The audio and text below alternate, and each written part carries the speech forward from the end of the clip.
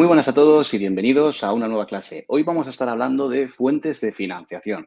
Esta es una clase que yo creo que puede interesar muchísimo a todas aquellas personas que estén iniciando un proyecto o que quieran iniciarlo en un futuro, ya sea porque quieren pedir una subvención, un préstamo, una línea de crédito o porque estén buscando opciones dentro del mundo privado, es decir, los venture capital, los private equity, los business angel. Hoy vamos a hablar de todas estas figuras con la mayor rigurosidad legal posible, actualizado a 2022. Y, por supuesto, también esto puede ser objeto de estudio para cualquier tipo de oposición que tenga un carácter económico, financiero o público. Por ejemplo, para aquellas personas que queráis estudiar administración concursal o intervención, por ejemplo, interventores, auditores, gente de este estilo, también os puede ayudar. Por supuesto, también, no me olvido, gente de bachiller, gente de la carrera, que también sé que veis estos vídeos, también os puede ayudar, obviamente para vuestro futuro, para por si queréis crear una empresa o estudiar la carrera de ADE o similares. Y también, por supuestísimo, porque os puede entrar un examen y porque esto es un temario que también se puede dar en economía de bachillerato. Así que vais a tener abajo, como siempre, todos los minutos donde vamos a ir por cada una de las partes. Si has llegado a este vídeo porque quieres algo concreto de Aval Madrid o de ENISA o alguna cosa concreta, ya sabes a dónde ir. Yo soy Nacho Portillo, por si no has visto ninguno de mis vídeos, y sin más dilación, comenzamos la clase. Bueno, antes de nada, como siempre, os voy a dejar aquí el índice para que sepáis de qué vamos a hablar hoy exactamente. Antes de nada, vamos a definir, ya sabéis que me gusta y tenemos que hacerlo muy rápidamente, los conceptos de los cuales vamos a tratar hoy. Hoy vamos a tratar principalmente el apalancamiento, la financiación. Entonces, vamos a definir desde un punto de vista financiero qué es exactamente eso de invertir, qué es exactamente eso del apalancamiento financiero, que no es lo mismo, y sobre todo, qué diferencias hay entre invertir esperando una plusvalía, es decir, un rendimiento, e invertir a fondo perdido, que es decir, tú das por perdido ese dinero, no tienes por qué devolverlo, ¿vale? Una vez hayamos conocido esto, ya sí que sí nos podemos meter en harina y vamos a hablar de fuentes públicas, aunque aquí tenga yo fuentes públicas, que me he equivocado, me vais a perdonar, y fuentes privadas, ¿eh? Entonces, vamos a analizar cada una de ellas, os he puesto unas cuantas, hay muchas más, ¿vale? Pero os voy a dejar todo eso en los enlaces también que tenéis aquí debajo y en los QRs que veis en la presentación. Una vez hayamos analizado las diferentes fuentes públicas, fuentes privadas, pues nos vamos a meter con un pequeño casito, muy rápido, ¿vale? Donde voy a explicaros el caso de Facebook, que seguro que ya lo conocéis, porque el que no lo haya visto en otros años no lo tiene que haber visto en mis redes sociales, porque siempre hablo de ese caso, pero es que en este caso, valga la redundancia, es más importante que nunca, porque vamos a hablar muchísimo de inversión, vamos a hablar también de cómo se convierten las acciones en deuda, ese tipo de cositas, y en el caso de Facebook eso fue algo muy importante que pues terminó en los famosos juicios de Facebook, que lo dicho, seguro que más de uno ya lo conoce, así que no me voy a enrollar demasiado. Y pues como siempre finalizamos con un ejercicio que yo os dejo a vosotros por si queréis hacerlo, y ya sabéis que también me lo podéis mandar por correo, podéis ponerlo en los comentarios y yo estoy encantado de ayudaros. Antes de empezar la clase ya sabéis que cualquier tipo de duda, pregunta, cositas que surjan, aquí abajo son muy bien recibidas, así como otros temarios, otras clases, otras cosas que os pueda gustar, siempre que sea dentro de los temarios económico-empresariales y de finanzas, ¿vale? Dicho esto, vamos a empezar hablando de qué significa exactamente eso de financiarse. Ya me conocéis y sabéis que a mí me gusta dar definiciones, por un lado, que son las definiciones concretas, las que tendréis que dar un examen, esas las tenéis en las diapositivas, y definiciones de andar por casa. Vamos a hablar exactamente de qué significa eso de financiarse. Si nos vamos a la RAE y si vamos directamente a un diccionario, vemos que financiar no es más que te den los recursos monetarios necesarios para crear una empresa, para desarrollarla, para llevarla a cabo. Recuerda que también la palabra empresa en la definición de la RAE no tiene que ver únicamente con sociedades mercantiles, es un objetivo en sí mismo, es decir, ¿con qué empresa has hecho eso? Entonces, aquí lógicamente nos estamos refiriendo a sociedades mercantiles, pero tienes que entender que aquí el financiarse es obtener recursos para hacer algo. Eso ya depende luego si es algo social, si es algo para ganar dinero, si es algo porque te gusta mucho, eso ya son cosas que ya hablaremos. Pero antes de nada, eso es la definición de financiar algo. Ahora la pregunta es quién lo financia, es decir, ese dinerete que nos han dado, ¿de dónde ha salido? Y principalmente hay dos vías, una pública y una privada. Es decir, o te lo ha dado el Estado o te lo ha dado una empresa o te lo ha dado un particular, que en ese caso pues también sería donaciones, ese tipo de cosas que hoy no nos vamos a meter por ahí, ¿vale? Vamos a dejar fuera de aquí a las tres Fs que se dicen en emprendimiento, es decir, a los que primero invierten en ti, que son friends, families and fools, es decir, amigos, familiares e imbéciles. Así que esos los dejamos fuera, ¿vale? Dicho esto, la mayoría de instrumentos que vosotros vais a conocer o que os van a sonar para financiaros, ya sea para una empresa, incluso para vuestro día a día, pues son, por ejemplo, las subvenciones, la compra de deuda, los préstamos, los créditos, las líneas y sobre todo nosotros aquí vamos a ampliar un poco todo eso que os pueda sonar, por ejemplo, las subvenciones seguro que os suenan, las compras de deuda también. Vamos a ver exactamente cómo funcionan y vamos a ver cómo lo podéis hacer. Pero sobre todo, esta clase ya os he dicho que está muy enfocada a aquellas personas que busquen fuentes de financiación, entonces vamos a dar varias opciones para que no solamente sea para empresas que ya tengan un activo muy grande o que ya tengan una trayectoria, entonces para ellos es mucho más fácil ir a un banco, ¿vale? Entonces, aquí os pongo la definición de la RAE por si la queréis ver, simplemente para que la entendáis. Y así sí que os hago una diferenciación importante entre la inversión y el fondo perdido. Entonces, yo aquí os dejo una pregunta que me gustaría que respondáis en comentarios. La voy a responder yo ahora, pero si la respondéis ahora pausando el vídeo, pues mejor que mejor. Y es el por qué se debería financiar algo a fondo perdido. Esto es una pregunta que le puede surgir a un alumno que por primera vez esté viendo pues, presupuestos públicos o cosas por el estilo y podría pensar, oye, ¿por qué eso se financia? Es decir, si el mercado en sí mismo no lo está regulando, es decir, si el mercado no lo demanda hasta tal punto que una empresa vea una oportunidad, se veta y saque rendimiento, significa que eso no es bueno para la sociedad, es decir, no llega al punto en que la gente lo demanda, con lo cual, ¿para qué vamos a hacerlo? ¿Para qué vamos a gastar dinero público en ello? Y aquí sí que os digo que hay bastantes diferencias, porque la mayoría de veces cuando hablamos de fondos, por ejemplo, los fondos europeos, los fondos nacionales, españoles y las subvenciones, tenéis que entender que la mayoría de veces esto se hace porque hay unos sectores o porque hay a lo mejor un tipo de empresa concreto que no cubre costes. Y no me refiero a una empresa en particular que sea de un amigo, me refiero a que a lo mejor, por poneros un ejemplo, imaginaos que la pesca de bacalao en España no es rentable. Llega un punto en el que no es rentable. Pero resulta que la gente come bacalao, a la gente le gusta, lo necesita y además a nivel de salud viene muy bien. Y lógicamente, cuantas más opciones de alimentación tenga una población, pues mejor que mejor, obviamente.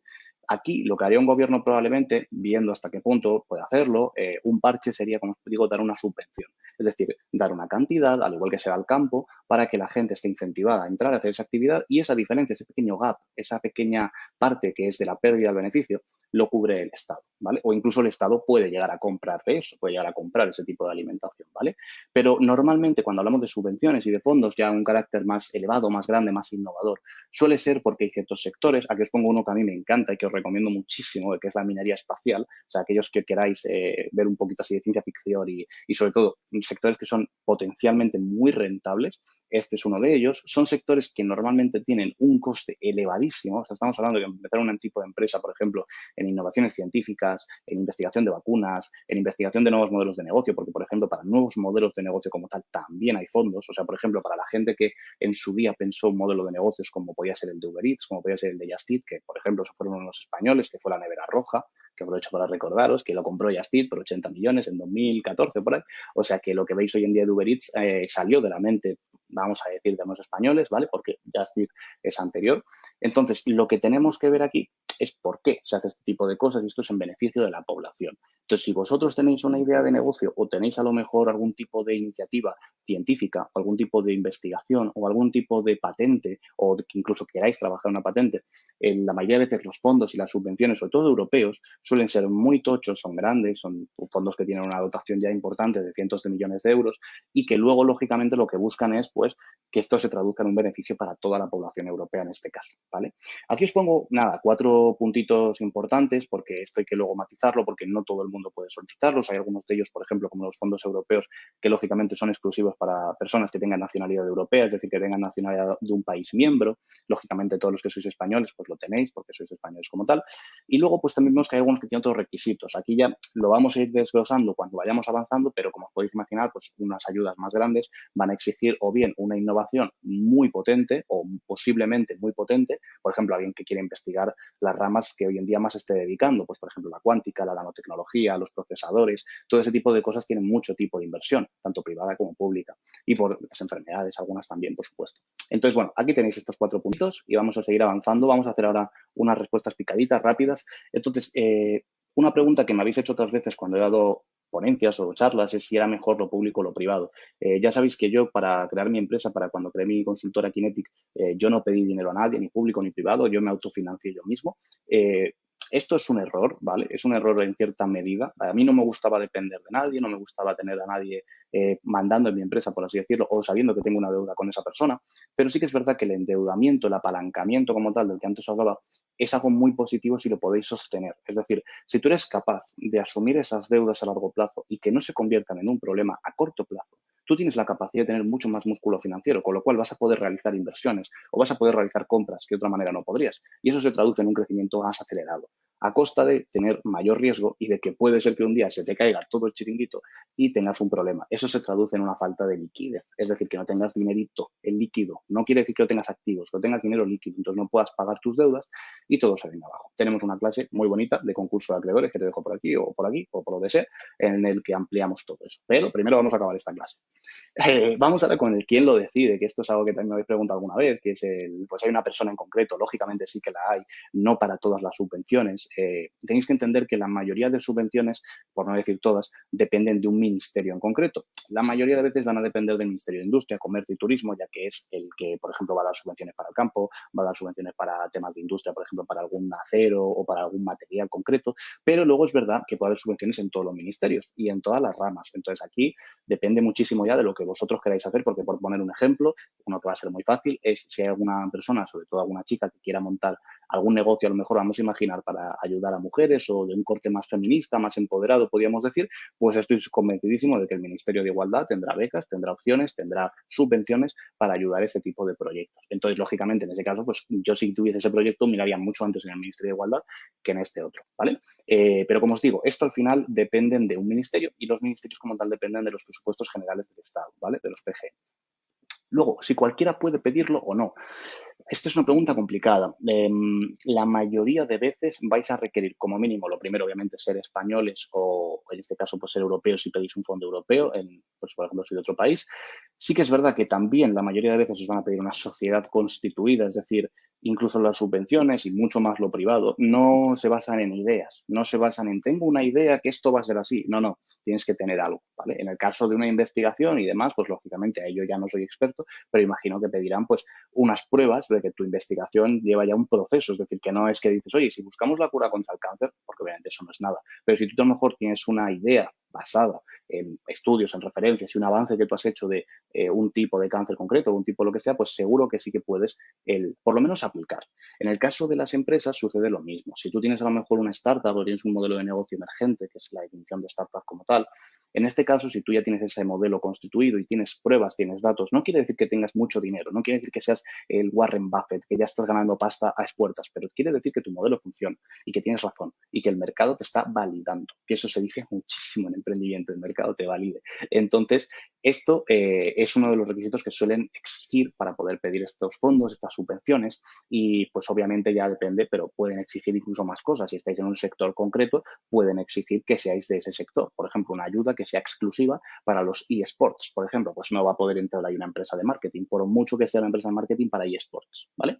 El si hay que devolverlo o no, ahora de nuevo lo vamos a ver también, en la mayoría de ocasiones, en el fondo, en el tema privado, no hay que devolver como tal el principal, pero en el tema público la mayoría de veces sí. Hay casos que no, que es cuando hablamos de fondo perdido, ¿vale? Por ejemplo, aquí vemos el caso de ENISA o de los préstamos participativos, pero no nos adelantamos. Ahora que ya estábamos hablando de ENISA, os voy a dejar antes de nada una breve presentación para que la podáis ir conociendo, porque ENISA es un órgano que la mayoría de gente no conoce y no sé por qué, porque prácticamente yo desde que empecé a emprender fue de lo que primero conocí. Y para hacer una definición rápida, para no dar la definición que a lo mejor venga en su página web, porque para eso vais a la web que tenéis aquí el QR precioso. Y, hombre, ese QR yo creo que se merece un like, ¿no? Porque os he puesto varios así en la presentación y, hombre, yo creo que un likecito o una suscripción se merecería, pero si no, oye, no pasa nada, seguimos con la clase.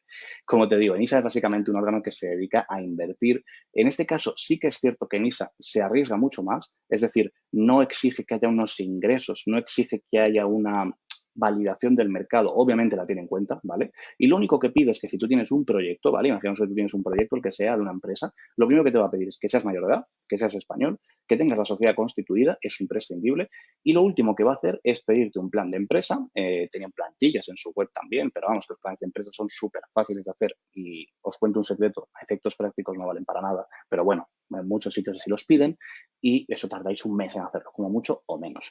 Hay aquí una cosita y es que vosotros le podéis pedir a ENISA prácticamente la cantidad que queráis. Obviamente hay un límite, no recuerdo si es 1 millón o 1,5 millones, pero por ahí rondará. Lógicamente no vais a pedir 1 millón de euros, digo, pero sí que vais a lo mejor a poder pedir 100.000 euros o 50.000. ENISA aquí hace una cosa muy concreta y es el hecho de exigirte de que tú pongas la mitad de lo que estás pidiendo. Es decir, si tú me pides 100, Nacho, tienes que poner 50 para que yo vea que tú también te estás metiendo aquí. Entonces, es una forma de asegurarse de que no es pedir dinero por pedirlo, sino que tú estás metiendo por lo menos la mitad. Es decir, que te estás arriesgando como mínimo la mitad de lo que se está arriesgando en ISA. La pregunta del millón, ¿qué sucede después? Esto es un préstamo participativo, que se llama, ¿vale? El préstamo participativo hay muchos tipos, pero básicamente lo que hace es otorgarte un porcentaje o una serie de derechos dentro de la empresa. Sabéis que un préstamo normal es yo te presto dinero, tú me lo tienes que devolver y yo tengo un aval para contigo. Es decir, si tú no me pagas, pues me quedo tu casa o me quedo tu coche o me quedo lo que sea, lo que tú me has dado para que yo me fíe de ti. En el caso de Enisa, nosotros para que se fíe de nosotros, por así decirlo, le damos un porcentaje de la empresa. Pero ojo, solo se lo damos mientras tenemos el préstamo. Eso es un préstamo participativo. Significa que en el momento que tú finalizas ese préstamo, esa empresa ya no tiene esa participación. Hay muchos tipos, hay algunos que son convertibles, ¿vale? Que significa que en un momento dado incluso una de las partes puede hacer así y cambiar ese préstamo por participaciones o por acciones si es una SA, incluso puede cambiarlo por deuda, es que eso ya depende muchísimo, pero normalmente un préstamo participativo es esto que os he comentado, ¿vale? Aquí vemos quién les avala, básicamente quién está detrás, lógicamente son todos instituciones públicas. Aquí destaca, por ejemplo, el ICEX, que es el Instituto de España de Exportación e Inversiones. Este sitio os recomiendo muchísimo porque, ¿sabéis por qué? Todos los que queráis trabajar de embajadas, por ejemplo, que este es un amigo mío, le encanta este tema y él está con eso también, pues básicamente en el ICEX es donde estudiáis. De nuevo, es un ente público, no es un sitio privado, no es una escuela ni nada por el estilo. Es un sitio donde podéis ir a formaros de forma pública, obviamente hay que pagar, pues como la universidad y todo esto, pero que no es un sitio privado y aquí es donde sacáis las certificaciones necesarias para poder trabajar en una embajada, que igual si eso os gusta os hago un vídeo porque eso es súper chulo, de verdad. Dicho esto, el apalancamiento financiero, os dejo aquí la definición porque no lo habíamos definido bien todavía y yo creo que es importante, pero aquí sí que lo que tenemos que entender es que básicamente para definirlo fácilmente es lo que os pone aquí, la relación entre capital e inversión. O sea, básicamente es una relación que existe entre cuánto has pedido y cuánto pones tú. Cuanto más apalancado estás, más estás pidiendo de fuera y menos estás poniendo tú. Entonces, eso en sí mismo, de nuevo, chicos, no es ni bueno ni malo. Esto es muy típico de preguntas de exámenes de finanzas de la carrera o de certificaciones. Si el apalancamiento financiero es elevado, es malo. No tiene por qué.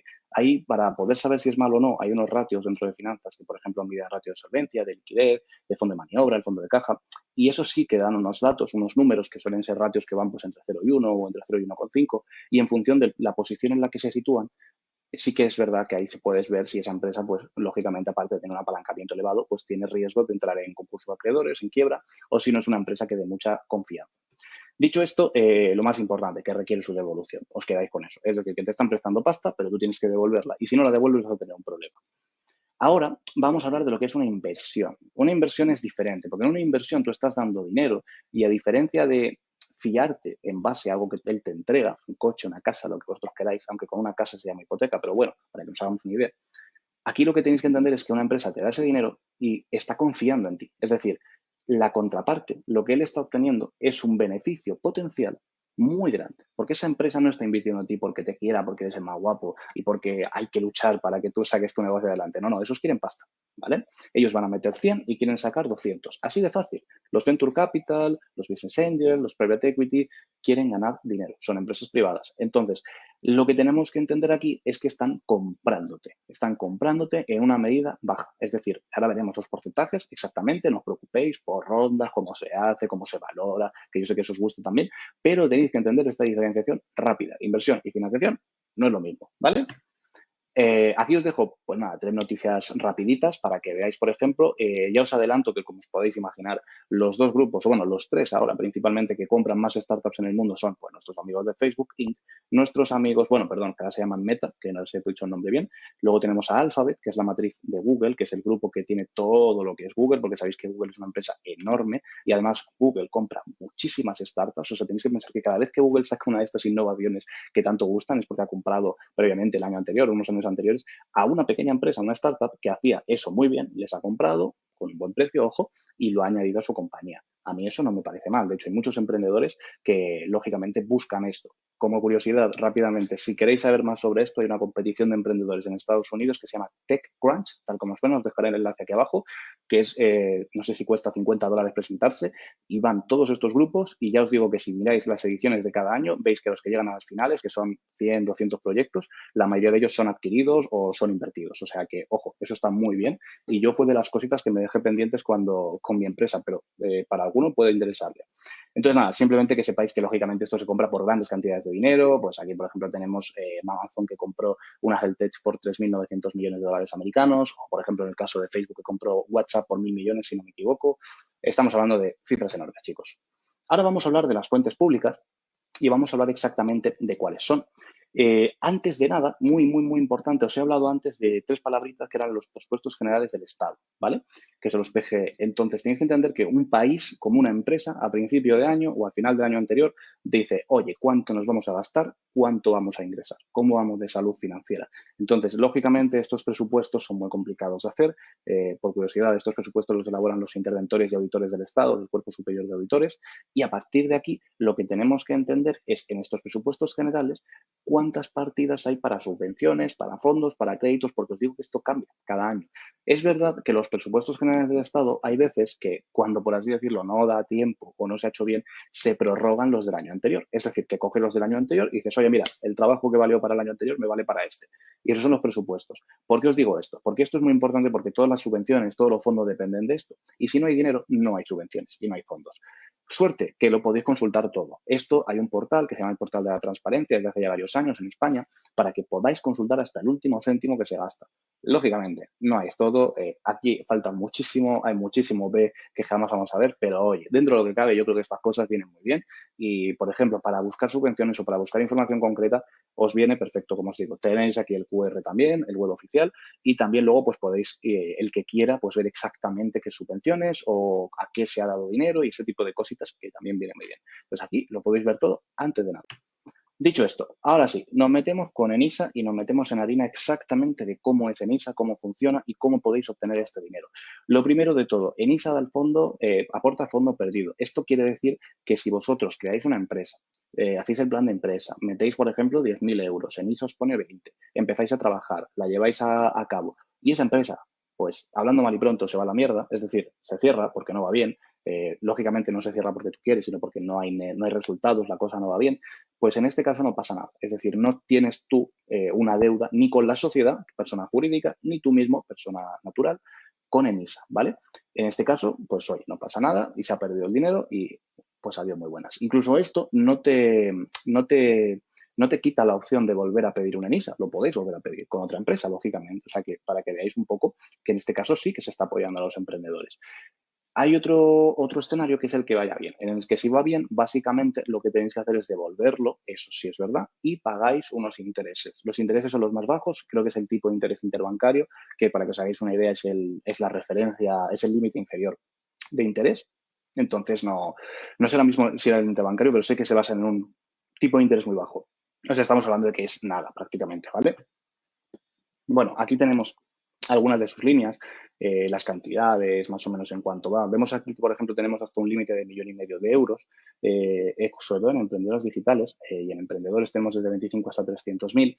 Estas son las líneas que esto lo han hecho hace unos poquitos años. Antes era un poco más genérico todo, era pues trae tu proyecto y ya veremos lo que hacemos. Esto yo creo que se ha hecho por una cosa, y es que antes en ISA tardaba muchísimo tiempo. Ahora no lo sé porque ya os digo que desde hace unos meses no estoy muy desconectado del mundo emprendedor, entonces ya no estoy tan conectado a ello, pero yo antes sí que conocía a bastantes personas que han sacado MISAs y solían tardar pues 8 meses, 10 meses y sobre todo cuando había una aprobación de los presupuestos generales del Estado podía tardar pues esos 2 meses más hasta que se aprobasen. Esto, por ejemplo, pasó mucho en 2018, en 2019, por si queréis consultarlo. Pero vamos, que esto supongo que se ha hecho para diferenciar y lógicamente los proyectos pequeñitos darles un poquito más de celeridad, un poquito más de rapidez, porque no es lo mismo darle a alguien 10.000 euros que darle 1 millón de euros para un agroimpulso, lógicamente. Pero bueno, que aquí tenéis los tipos, pues si algunos cuadra más que otro. Entonces, pasamos ahora a la siguiente diapositiva. Aquí tenemos la participación y sobre todo el crecimiento que ha habido en los créditos que ha ido dando, en este caso, en los préstamos participativos. Importante aquí, la cantidad de préstamos aprobados. Sí que es verdad que si os fijáis, podemos ver que ha habido una disminución en algunos de los años más complicados. Por ejemplo, tenemos del 18 al 19 y al 20, que cada vez bajaba más. También tenéis que entender ahí que en este caso había el tema de la pandemia. Sin embargo, las cantidades han ido subiendo, cosa que es muy positiva. Y en este caso, la verdad es que, pues obviamente podemos ver una tendencia que es más o menos uniforme. O sea, quiero decir, no es unos picos y valles altísimos de que den muy poco dinero unos años y otros tanto. Lógicamente hay años mejores y peores, eso está clarísimo. Y en este caso, pues tenemos que ver que, bueno, por supuesto, esto está en millones, ¿vale? Porque si alguien a lo mejor ve aquí, en este caso, 78.000 euros en el año 2019, va a decir, Nacho, a mí no me va a tocar nada. Amigo, estamos hablando en millones, ¿vale? Entonces, simplemente para que lo tengáis en cuenta. A partir de aquí, lo más importante es ver los criterios de aceptación. En su momento, en ISA, en su web, sí que es verdad que daba muchas preguntas, muchas respuestas a preguntas, perdón, pero no decía exactamente en base a qué criterios. Hay un jurado, eso sí que es cierto, tenéis que pasar unas entrevistas, pero normalmente eran un proceso de unas 2, 3 entrevistas, si no recuerdo mal, donde primero hablabas con una persona, luego hablabas con un comité de expertos y a partir de aquí pues ya se instrumentalizaba el cómo iba a ser ese capital para ti, ¿vale? Nada, simplemente importante que como hemos hablado de préstamos participativos, os pongo aquí también la definición concreta para que sepáis lo que es y sí que tenéis que saber, eso sí me gustaría remarcarlo un poquito más, que está regulado por un Real Decreto Ley, ¿vale? El del 7/1996, que pues en este caso los voy a poner en la siguiente diapositiva. Y esta diapositiva yo creo que os va a gustar más porque son las características. Esto es lo que yo normalmente cuando yo tenía que estudiar ciertas cosas, aparte de saberte la definición, que hay que sabérsela, no me seáis tampoco vagos a la hora de estudiar, ¿eh? Que si no os pongo un castigo, pero yo no memorizaba tanto, yo intentaba saber las características, ¿vale? Entonces, en este caso, lo que tenéis que quedaros es con lo que le diferencia o lo le hace parecer similar a otros instrumentos financieros, sobre todo lo que le diferencia, porque si no vais a cometer el error, sobre todo esto no es para los que vayáis a hacer exámenes, para los que vayáis a hacer una oposición, tenéis que tener muy claras las diferencias entre instrumentos financieros porque hay muchos de ellos que son muy parecidos y en la mayoría de exámenes o de certificaciones o de oposiciones lo saben y van a ir a por ello, van a ir a los detallitos, ¿vale? Entonces, bueno, yo creo que esto os puede gustar y sobre todo el último punto, que es el de que tiene un efecto de arrastre para atraer capital de business angels y entidades de capital riesgo. Esto sí que es verdad, porque al ser un préstamo participativo, esta figura les da a ellos mayor seguridad a la hora de invertir, ¿vale? Entonces, tenemos que entender que todo lo que sea tener un ecosistema más seguro y más fiable para que el dinero fluya, es decir, para que los inversores no tengan tanto miedo y fluya ese dinerito y haya empresas que puedan funcionar, algunas sí, otras no, pero al final las que funcionen serán aquellas que en un futuro nos van a dar de comer a todos nosotros, ya sea por los impuestos que pagan, ya sea por el beneficio que dan a la sociedad o por darnos empleo. Así que eso es importante. Os dejo aquí, como os digo, el artículo concreto por si no queréis ir a todo el Real Decreto Ley, pero si sois como yo y os lo queréis leer tranquilamente con un buen café, pues tenéis aquí el QR y también podéis acceder a él, que aprovecho para recordaros que todos los Reales Decretos Ley, todas las legislaciones, todo lo que siempre comento en mis vídeos, lo tenéis obviamente en la página del BOE, boe.es, Boletín Oficial del Estado, donde podréis obtener pues todo lo que estoy comentando y, por supuesto, consultarlo con vuestros ojos. No os tenéis que fiar de mí, nunca os fiéis de mí. Fiaos de lo que dice la ley. Ahora que hemos hablado de Niza, vamos a irnos a una concreta que es a Valmadrid. En este caso, ¿por qué me voy a Madrid? Porque yo soy de Madrid y lo conozco muy bien. Y yo sé que la mayoría de gente que veis mis vídeos también soy de Madrid. Así que os lo dejo por aquí porque os puede gustar. Los que no seáis de Madrid, lo siento, pero no tenéis esta opción porque esto es algo que es autónomo, es de la Comunidad Autónoma de la Comunidad de Madrid, lógicamente. Entonces, pues los que seáis de Cataluña, los que seáis de Valencia, pues esto no es para vosotros. Pero sí que podéis empadronaros en Madrid y hacerlo. Ojo, es una opción. Entonces, primera cosita que tenemos que pararnos aquí. Tenemos que pararnos en que Valmadrid no es una SL, no es una SA, no es una asociación, sino que es una SGR, que es una sociedad de garantía recíproca. Esto no lo hemos comentado hasta ahora porque, por ejemplo, en tipos de sociedades, que es una clase que también di, que también estará por ahí o por ahí, no hablamos de las SGR porque es algo muy concreto dentro del mundo de la intermediación financiera y bancaria. Simplemente os he puesto una definición que yo creo que es sencilla. Luego os he puesto aquí el apartado que ellos tienen en su página web para como ellos se definen, para que lo sepáis exactamente, pero lo que tenéis que entender es que una SGR no es más que es un tipo de entidad bancaria, en la cual no busca el generar un rendimiento, es decir, su objetivo no es el generar un beneficio a final de año, sino que el beneficio que busca generar no es tanto para sí mismo, sino para terceros. Es decir, busca generar un beneficio, por un lado, para los inversores que pueda juntar junto a los emprendedores. No sé si entiendo esto que quiero decir, pero básicamente se supone que es como si una persona fuese muy buena y no quiere nada para sí mismo, sino que lo único que quiere es hacer el bien y juntar a gente que en este caso, pues a lo mejor un chico que quiere salir con una chica que quiere salir con un chico, ¿no? Para que nos hagamos una idea. Un ejemplo muy tonto, pero muy básico, donde les juntas y esa persona, el único placer que obtiene es decir, oh, he juntado a dos personas. Mira tú qué bien, qué bueno soy. Esto es a Madrid, más o menos, ¿vale? Para que nos entendamos. Lógicamente, aquí lo que tenemos que entender también es las condiciones, es cómo funciona. La primera ya os la he dicho, que es lo más importante, que es el tema de la comunidad autónoma. Aquí os he puesto los puntos que yo creo que son los que siempre miramos todos los emprendedores cuando queremos algo de esto, que cuánto dinero me pueden dar, cuánto es el plazo que tengo, cuánto es el interés. Entonces, bueno, aquí os pongo que el límite es 1 millón de euros ampliable. Esto es verdad que en ENISA se puede hacer pidiendo un segundo ENISA, cosa bastante rara, pero veo que en Aval Madrid puede ser más, no voy a decir común, porque obviamente pedir importes de más de 1,5 millones de euros pues no lo va a hacer nadie de los que ven estos vídeos, digo yo, porque yo tampoco lo he hecho, pero vamos, que el que lo haga, pues no, que nos lo cuente, que nos lo cuente en comentarios. Plazo de amortización tenéis 7 años o hasta 15 con garantía hipotecaria. La garantía hipotecaria está muy bien.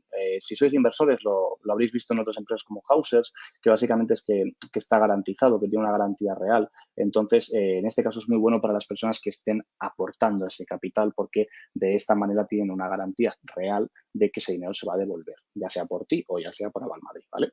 Entonces, a partir de aquí os he puesto una simulación, porque tenéis el simulador también, para que veáis la cuota mensual. Lógicamente, este dinero se devuelve, ya lo hemos visto antes, son préstamos, en este caso no es fondo perdido, no lo estamos haciendo para simplemente que tengas la empresa, sino que estamos ayudándote a obtener un rendimiento, no más que un rendimiento en este caso, a obtener el músculo financiero que no podrías obtener yendo a un banco normal porque eres una empresita que acaba de empezar y no te van a dar nada, ¿vale? Entonces, bueno, obviamente os vais aquí y podéis hacer vosotros vuestra simulación. No me puedo ir de esta parte sin poneros un par de noticias. Ya sabéis que a mí no me gusta especialmente que se relacione todo con política ni con historias así, pero ya sabéis que en todos los casos que hablemos de economía, hablemos de temas públicos, va a haber corrupción y va a haber historietas así. Y pues lógicamente en el caso de Aval Madrid, para el que no lo sepa, hubo un caso muy sonado contra la actual presidenta, en este caso Isabel Díaz Ayuso, donde pues tuvo un problema con familiares, como fue en el caso de Privet Sportif en las subvenciones de mascarillas. Yo creo que la pobre Isabel tiene ya demasiadas cositas juntas por aquí, el día que se junte todo. Pero vamos, simplemente para que sepáis que estos entes o estas entidades no están exentas de que también se las expolie y se les robe. Y lógicamente esto no pasa solamente con los altos cargos, pasa con cargos pequeños o con cargos muy altos, como es el caso obviamente de Ayuso, que no es que sea un caso pequeño. Obviamente también os pongo la contraparte, chicos, os pongo todo, que el Supremo luego inadmitió una querella contra Ayuso por el caso de Real Madrid. Entonces, obviamente aquí tenemos que poner las dos partes. Aquí, pues cada uno, el que quiera, pues toma un partido. Pero vamos, que sepáis que hubo este problema y que se quedó pues sin solución. Podemos decir porque no se admitió esta querella y no llegó a nada. Ahora vamos a la privada, vamos al mundo que yo creo que gusta más y a mí personalmente también, para menos para el mundo del emprendimiento, yo me gusta bastante más y lo veo más fácil. O no más fácil, porque fácil tampoco es la palabra, pero más accesible, porque lo público es un poquito más complejo, lleva más tiempo, ¿vale? Pero si tenéis tiempo y paciencia o contactos, que a veces ayudan, pues mira. Os he puesto aquí a los tres principales, a las tres figuras principales en estos tres deportistas que tenemos de fondo, que son el Venture Capital, los Business Angel y el Private Equity. Si os fijáis, no es casualidad que el ganador, la que está en el medio es el Venture Capital. Y ahora os explicaré por qué. Porque para mi gusto, para mí personalmente, yo, Nacho Portillo, Venture Capital es la mejor opción que existe hoy en día para los emprendedores a la hora de crear una empresa. Y os voy a explicar por qué. Pero también tenemos que conocer estas dos partes. Entonces, antes de nada, por supuestísimo, porque yo voy a hablar de estas tres partes, de los Business Angel y el Venture Capital, porque yo conozco mucho este mundo por el mundo emprendedor, pero dentro de la inversión privada existen también otras opciones, otros instrumentos de los que he hablado antes. Son los instrumentos clásicos, es decir, los préstamos, las líneas de crédito, todo ese tipo de cosas de ir a un banco y decir, hola, mira, tengo una empresa o tengo un proyecto, ¿qué instrumentos financieros tienes para mí? Y el del banco, pues con muchísimo gusto te va a dar, pues eso, diferentes líneas de crédito, diferentes préstamos, hasta ciertas cantidades, en función de, pues, cuántos activos tienes tú en ese banco, cuánto dinero tienes, cuánto dinero ganas, si tus padres te avalan con su casa, si tú tienes una casa, todo ese tipo de cosas. Para mí, personalmente, esto es muchísimo más rollo y yo creo que esto la mayoría de veces la gente lo entiende. Si tenéis dudas concretas sobre el TIN, el TAE o algún tipo de fórmula financiera o de cálculo de amortizaciones, pues me lo preguntáis porque eso es bastante complejo y si lo respondo no será en un vídeo, sino que será pues contestándoos a vosotros, ¿vale? Porque si no eso va a ser bastante complicado. Pero dicho esto, vamos a partir desde la base hasta el punto top, que para mí es la inversión en función de las fases de vida de una empresa.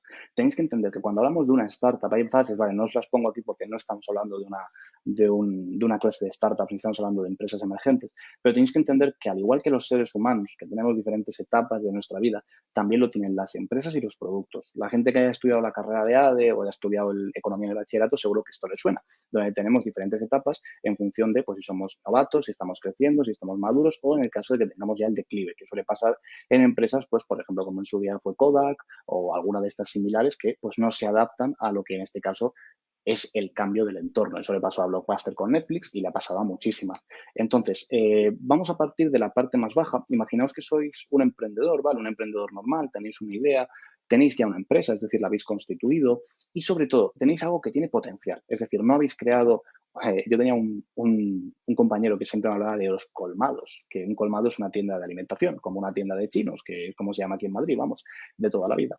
En este caso, lo que tenéis que tener no es un colmado, tenéis que tener un modelo de negocio que es la definición de startup que sea escalable y repetible en el tiempo. Escalable quiere decir que si yo le meto más recursos, suba y gane más. Irrepetible quiere decir que no es por arte de magia, que se puede repetir en otra zona geográfica y en otro espacio de tiempo. Es decir, que si Amazon triunfa en Nueva York en 1998, tiene que triunfar en Madrid en 1999 o tiene que poder triunfar en Madrid en 1999, mejor dicho, ¿vale? Cantidades. Nos vamos a cantidades que oscilan desde los 0 hasta los 150.000 euros por un 10% de la sociedad. Los business angels, como os digo, suelen ser ex-emprendedores, personas que suelen estar mucho en el mundillo emprendedor, en premios, en eventos, en summits, y suelen ser inversores venidos a menos. O sea, no son, a ver, no son personas pobres, obviamente, suelen ser personas con un capital y un patrimonio bastante elevado para ser una persona, quiero decir, pero si los comparamos con los grandes inversores, pues son muy, muy pequeñitos. Entonces, ellos lo que supuestamente hacen mejor es el detectar las oportunidades, porque como os digo aquí, ellos son ex-emprendedores que luego se especializan en su sector. Es decir, que si yo he sido un emprendedor del sector financiero muy bueno, pues como por ejemplo puede ser Eduardo Saverin o como puede ser un montón de gente del Bitcoin y similares, pues en el momento que les haya ido muy bien y cuando ellos sean business angels, si es lo que quieren ser, utilizarán esa habilidad para encontrar nuevos talentos. Haciendo un símil muy rápido. Imaginaos que mañana Cristiano Ronaldo se quiere hacer ojeador y agente de jugadores. Pues obviamente Cristiano Ronaldo sabe muy bien, mejor que muchas otras personas, el detectar el talento, ¿verdad? Pues esto es lo mismo. Lógicamente se puede equivocar porque a lo mejor eres muy buen jugador y muy mal ojeador y muy mal entrenador, como también es el caso de que hay muy buenos emprendedores o muy buenos empresarios que luego no saben hacer nada a la hora de buscar inversión. Importante aquí, eso sí, que los business angels son una figura que está regulada, ¿vale? Que esto, cuando algo se pone de moda y algo le gusta a la gente, pues también hay muchas personas que empiezan a ponerse etiquetitas en Instagram o en LinkedIn de yo soy business angel, yo soy inversor. Que sepáis que hay un registro, ¿vale? Entonces, si alguien nos viene y os dice lo típico de yo soy business angel, te quiero dar una cantidad de dinero, quiero invertir aquí, quiero ver cómo va, lo primero de todo que yo recomendaría es que os vayáis a la EBAN, que es la Asociación Española de Business Angels. La mayoría, por no decir el 100% de gente que está aquí, son gente seria. Es decir, son gente que quiere invertir, son gente que sabe de su sector. Y aquí lo que yo recomendaría es que no os quedéis con el business angel que os da más dinero. Vamos a hablar de eso muchísimo en esta clase hoy. No os quedéis con quien os dé más dinero porque no tiene por qué ser el mejor. Tiene que ser un business angel en este caso que sea de vuestro sector a ser posible, que entienda el proyecto y sobre todo que la cantidad de dinero que os dé sea la que necesitéis. Ni más ni menos. No tiene sentido que os dé más dinero. Porcentajes entre el 0 y el 10. A ver, yo os digo yo que normalmente menos del 5% no se va a querer llevar. O sea, menos del 5 sería muy poquito. En estos casos tenéis aquí también el QR para que podáis acceder al Real Decreto que os pongo aquí. Bueno, perdón, esto es una orden. Fíjate, una orden que me he saltado yo, no era un Real Decreto. Tenéis aquí la orden del Ministerio de Industria, si la queréis leer completamente. Aquí tenéis, si no, el título, pues si lo queréis buscar. Y aquí os pongo también el enlace oficial a la web oficial de la EBAN, perdón, para que entréis y si tenéis dudas, lo que sea, o queréis conocer algún business angel, pues este es el sitio ideal. También hay otra página web que es Startup Explore, que os la voy a dejar abajo, ¿vale? Pero esta pues no tenía tanto sentido ponerla aquí, pero os puede ayudar. Y ahora sí que sí, nos vamos a meter con lo que para mí son los campeones, los mejores. Lo que yo creo que es vamos a decir, la Champions League quizá no porque eso es el private equity, pero vamos a decir las grandes ligas del mundo del emprendimiento. Yo he tenido la suerte de reunirme con varios inversores de Venture Capital a través de mi empresa y otras empresas que he trabajado y tengo que deciros que me encantó esa experiencia porque vamos a haceros una definición sencillita. El Venture Capital no son más que una serie de personas que conocen bastante, pues, por ejemplo, suele haber siempre una figura de ex emprendedor o de inversor muy conocido, que es el que dirige el Venture Capital o varios de ellos, y luego a partir de aquí suele haber unas cabezas pensantes que se les llama, que son, pues, por ejemplo, gente que sabe muchísimo de ciertos aspectos o de ciertos temas. Los Venture Capital no invierten en todo, se suelen especializar por sectores. Entonces, por ejemplo, un Venture Capital que esté muy especializado en pharmacy o que esté muy especializado en biotech o en cualquier cosa de vacunas y demás, pues lógicamente va a tener a personas contratadas que sean grandes expertos en esos campos para analizar y ver la viabilidad de sus proyectos, lógicamente, porque el día que te venga una persona con un proyecto así tienes que juzgarlo. Aquí lo que yo os recomiendo es que no os volváis locos mandando proyectos a todos los fondos, porque eso les sienta fatal. Tenéis que entender que los fondos de capital riesgo, cada uno es un poco de su padre y de su madre. Sí que es verdad lo que os pongo aquí, de que ellos van desde 250K hasta 8 millones, que fíjate si hay diferencia, y se llevan ya a un trozo grande de la empresa, un 20, un 25, puede llegar a un 30, más de un 30 es muchísimo, no se tiene que dar nunca más de un 30 en una primera ronda.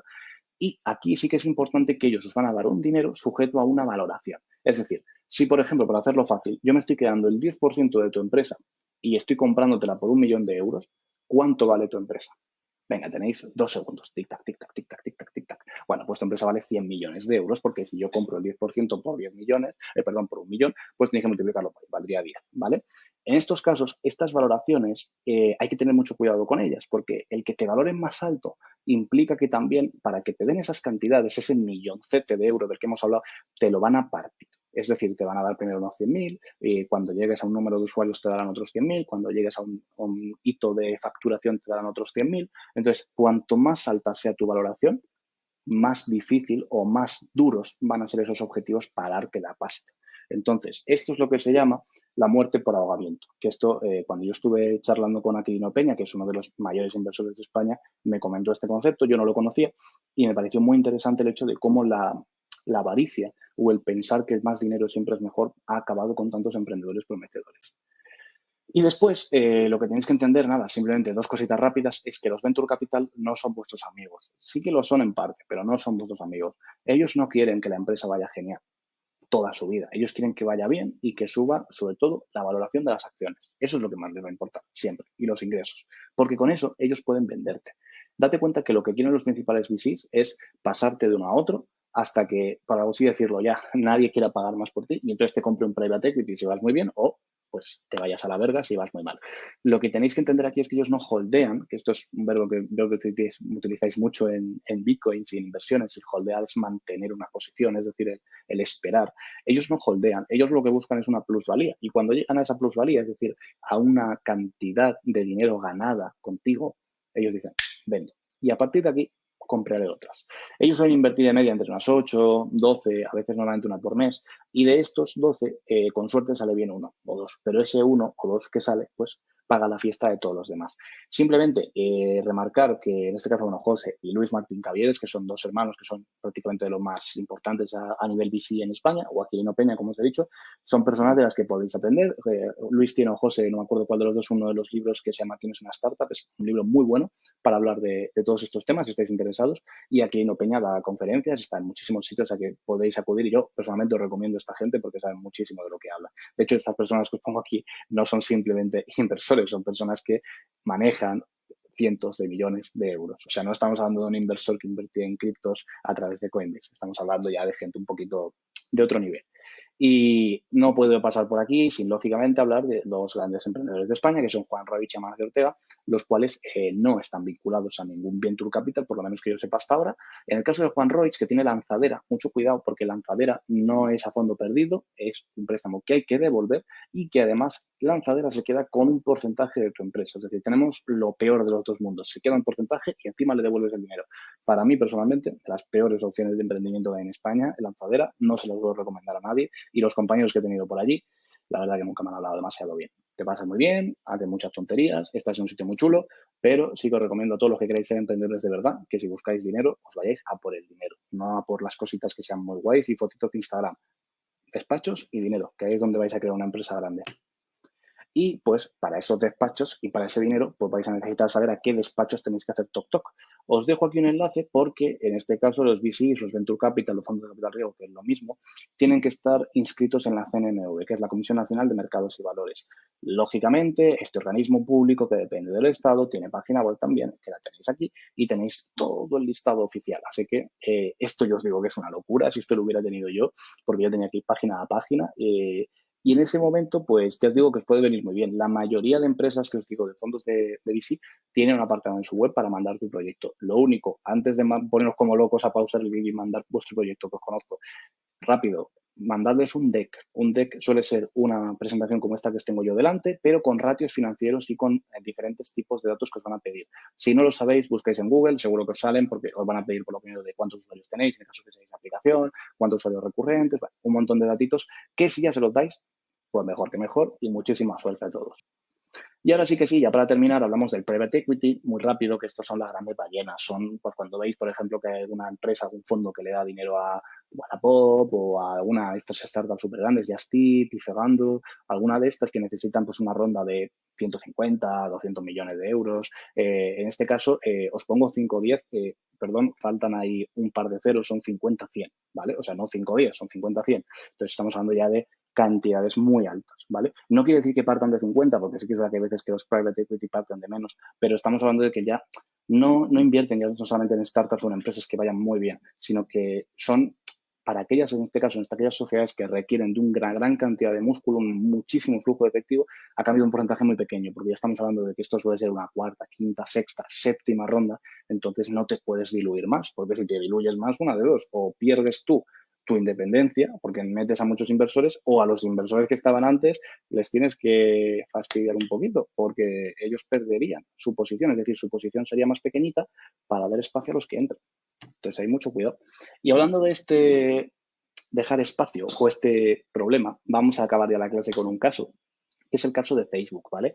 Este caso ya sabéis que lo he comentado muchísimas veces, además vosotros estáis aquí en YouTube que tenéis vídeos, así que no me voy a enrollar, tenéis varios vídeos en mi canal, que en este caso pues si lo buscáis os va a salir, pero dando una explicación rápida para el que no sepa lo que es, voy a partir de la base de que ya sabemos todo lo que es Facebook, quién lo creó, lo bonito que es y el dineral que ganas, pero a lo mejor lo que hay gente que no sabe es que Facebook no solamente fue creado por Mark Zuckerberg, como bien vimos, por supuesto en la película que os recomiendo, la red social buenísima, y también The Accidental Billionaires de Ben Mezrich, que es el libro en el cual se basó la película y que narra todo este proceso, tenemos que entender que Facebook fue creado básicamente a grandes rasgos por tres personas, que fueron Mark Zuckerberg, Eduardo Saverin y Dustin Moskovitz, ¿vale? Básicamente, cuando crearon la red social, llegaron ellos a un acuerdo donde Zuckerberg, en este caso, era la cabeza, era el ingeniero, por así decirlo, Moskovitz era programador, y Saverin, en este caso, ponía la pasta. Era la persona que sabía de empresas. Lógicamente, esto es así porque fue estudiante de, en este caso, de económicas o de empresariales, no recuerdo nunca muy bien, de Harvard, y obviamente era un niño prodigio, era de los mejores. En el propio libro se comenta y en la película se representa también que en sus primeros años de carrera este chico había ganado cifras de dinero altísimas gracias a las inversiones de futuros, que en esos años, en 2004, 2003, las inversiones en futuros no eran lo que hoy en día, que es mucho más fácil y más accesible. Estamos hablando de que estamos en una época en la cual no existían ni las redes sociales, tal como las entendemos. O sea que es un poquito más complicado el poder acceder por Internet a la compra de futuros.